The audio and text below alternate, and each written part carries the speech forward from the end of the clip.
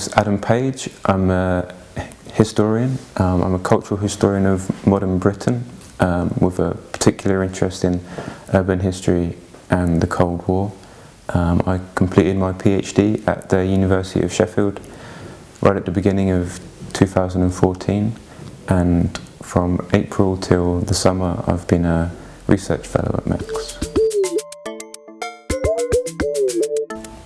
Here at MECS I'm working on a project that has kind of developed out of my PhD research. I'm interested particularly in kind of mid-century planning and architectural discourses about how reconstructing people and places after war and in anticipation of future war try to uncover and produce a kind of idea of stability and natural equilibrium and harmony between organic and technological elements in the name of survival in a period where these planners had lived through 2 world wars in some cases, and the development of nuclear weapons meant that if there was another world war it would equal the end of the world basically.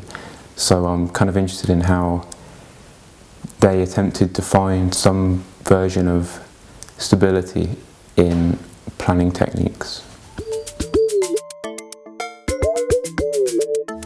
As a historian, I'm interested in the past, of course, so my approach would be, I try to take a kind of broad cultural view of change over time and then focus in on what I think are particularly important examples as case studies, which act as a kind of condensation of broader arguments and debates.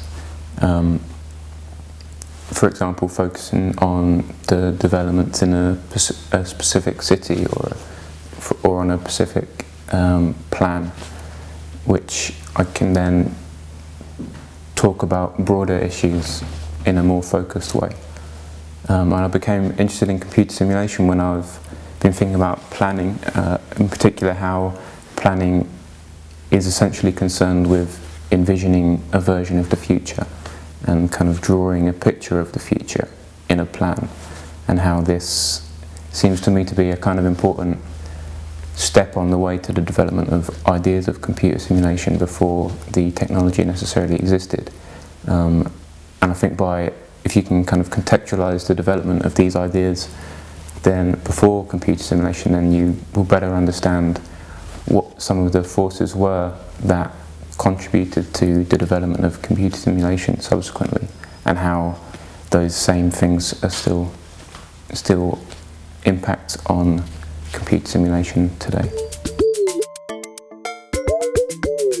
I think my approach is relevant because I'm interested in how planning became militarized and how previously civilian concerns became concerns of the military outside of what is normally thought of as wartime.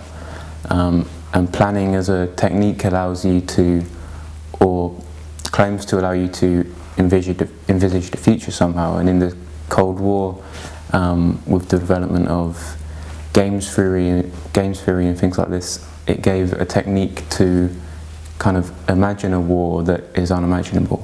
It made it possible to somehow fight an imaginary nuclear war, which by acting it out in a game, which then encourages people or allows people to argue that such a war could be fought and could be won, whereas in reality any kind of nuclear war would be unwinnable. And I think this is a relevant question for ideas about simulation and how the political aspect of simulation can be kind of left out when people talk about the technological aspect. It would be hard to pick one highlight, I think. I think the lasting impression would be the openness of the people here, both academically and socially and personally. And for me, after studying for a PhD in a history department in the UK, where it's, you have to you don't really talk to anyone for a long time. It's been quite refreshing to come here so soon after finishing and be in a completely different environment, and I've really enjoyed my time here.